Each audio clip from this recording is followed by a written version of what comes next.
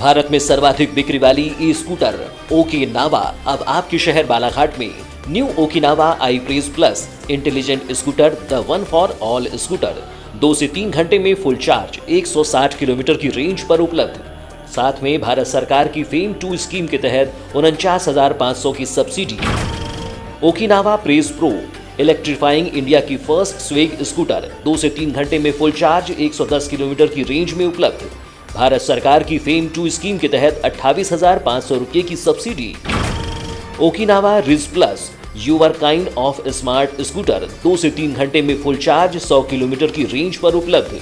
भारत सरकार की fame 2 scheme के तहत 25,000 रुपये की सब्सिडी। साथ में उपलब्ध है tension free Okinawa light and Okinawa R30 scooter. आज ही संपर्क करें सुनील ई बाइक मोटर FCI गोदाम के सामने Gondia road Kosmi Balaghat. Sai motor girls school के सामने लाजी में संपर्क करें 9329075209।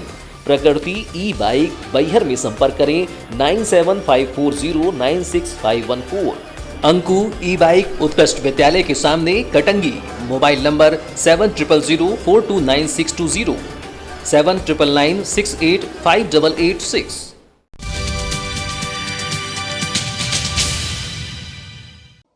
मध्य प्रदेश में नगरपालिका के चुनाव अप्रत्यक्ष प्रणाली से होंगे, यानी कि अध्यक्ष को जनता नहीं चुनेंगे बल्कि पार्षद ही चुनेंगे।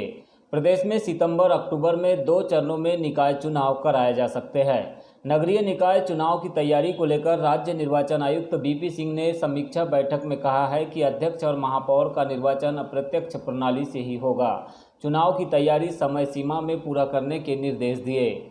प्रदेश में पहले नगरीय निकाय के चुनाव होंगे, उसके बाद पंचायत चुनाव कराए जाएंगे। आपको बता दें कि प्रदेश में कुल 407 नगरीय निकायों में से 347 में चुनाव 2 चरण में कराए जाएंगे। प्रथम चरण में 155 और दूसरे चरण में 192 नगरीय निकायों में मतदान कराया जाएगा। इन 347 निकायों में सभी 16 नगर निगम शामिल है। कुल 19,955 मतदान केंद्र बनाए गए हैं। अभी 60 नगरीय निकायों का कार्यकाल बाकी है। मतदाता सूची का अंतिम प्रकाशन 3 मार्च 2021 को हो चुका है। निकायों में मतदान EVM से ही कराए जाएंगे। गौरतलब है कि महापौर और अध्यक्ष का चुनाव प्रत्यक्ष प्रणाली से कराकर शिवराज सरकार ने एक तरह से पिछले कमलनाथ सरकार के फैसले पर ही अपनी मोहर लगा दी है। महापौर और नगरपालिकाओं के अध्यक्ष का चुनाव प्रत्यक्ष प्रणाली से कराने का फैसला इसलिए भी अचरज भरा है क्योंकि शिवराज सरकार ने दिसंबर में कमलनाथ के फैसले को पलटते हुए प्रत्यक्ष प्रणाली से चुनाव कराने का अध्यादेश जारी किया था,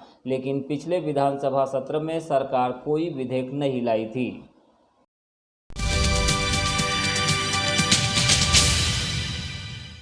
बैहर विधायक संजय सिंह उइके ने 15 जुलाई गुरुवार को ग्राम पंचायत शेरपार में ग्रामीणों और किसानों के जनसहयोग से नहर के जीर्णोद्धार कार्य का निरीक्षण किया। इस दौरान उन्होंने ग्रामीणों और किसानों की समस्या सुनी और उन्हें आश्वस्त किया कि नहर में सिंचाई के लिए खेतों तक पानी पहुंचाने में जो दिक्कतें उन्हें आ रही है उसे वे बिना किसी परेशानी के पूरा करवाएंगे। बताया गया कि यहां पर नहर में कुछ स्थानों पर टूट फूट होने से किसानों के खेतों तक पानी नहीं पहुंच रहा था, जिसे लेकर ग्रामीण और किसान स्वयं होकर इस नहर से मिलने वाले पानी का उपयोग करने के लिए कुछ स्थानों पर पाइप जोड़ने का काम कर रहे थे। इस बात की सूचना मिलने पर क्षेत्र के विधायक संजय सिंह उइके ने आज शेरपार का दौरा किया और किसानों की परेशानी को समझते हुए उसे पूरा करने का आश्वासन दिया।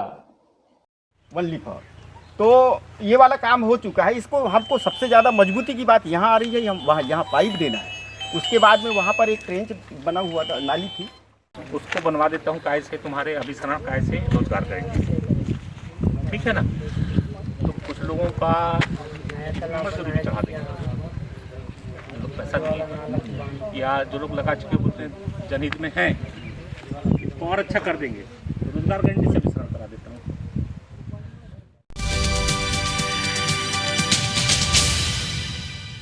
जिले के 2 अलग अलग क्षेत्र में गुरुवार को हुए सड़क हादसे में 2 लोगों की मौत हो गई, जबकि 3 लोगों को गंभीर अवस्था में अस्पताल में भर्ती कराया गया। जानकारी के मुताबिक साले टेकरी दमोह रोड पर कनिया धोप घाट के बीच एक मोटरसाइकिल के पेड़ से टकराने से उसमें सवार 2 लोगों की मौत हो गई, जबकि महिला गंभीर रूप से घायल हो गई, जिसे सामुदायिक स्वास्थ्य केंद्र बिरसा में भर्ती कराया गया। बताया गया है कि बाइक सवार 3 लोग खटिया मोचा से रायपुर जा रहे थे। इस दौरान पेड़ से टकराने के कारण यह हादसा हुआ। इसी तरह दूसरी घटना बालाघाट नैनपुर मार्ग पर पादरीगंज के पास हुई।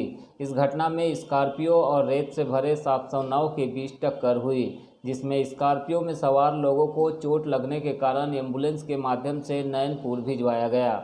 बताया गया कि यह परिवार बालाघाट की ओर से आ रहा था, इसी दौरान यह हादसा हुआ है।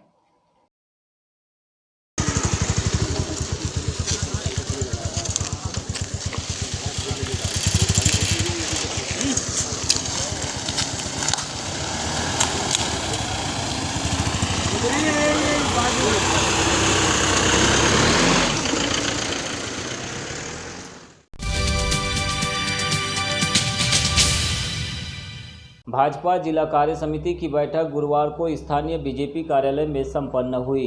इस बैठक में मौजूदा कार्य समिति के सदस्यों के साथ ही आयुष राज्य मंत्री रामकिशोर कावरे, विधायक गौरीशंकर बिसेन और जिला भाजपा के पदाधिकारी मौजूद रहे। बैठक में मोदी और राज्य की शिवराज सरकार की उपलब्धियों को डोर टू डोर पहुंचाने को लेकर बात कही गई। इस दौरान जिला अध्यक्ष रमेश भटेरे और महामंत्री मौसम हरिनखेड़े ने कार्यकर्ताओं को संबोधित करते हुए उन्हें सरकार की उपलब्धियों के बारे में जानकारी दी। साथ ही ऐसे कार्यकर्ता जिन्होंने कोरोना संकट में जनता की सेवा की और वैक्सीनेशन के लिए प्रेरित करने का कार्य किया, उनका भी इन पदाधिकारियों ने हौसला बढ़ाया। भारतीय जनता पार्टी की विचारधारा को बगैर डगमगाए आगे बढ़ाने का काम करना है। यही मेरा आप सबसे आज के इस कार्य समिति के पहले कार्य समिति के अवसर पर विनम्रता पूर्वक आग्रह है। आप सभी इस कार्य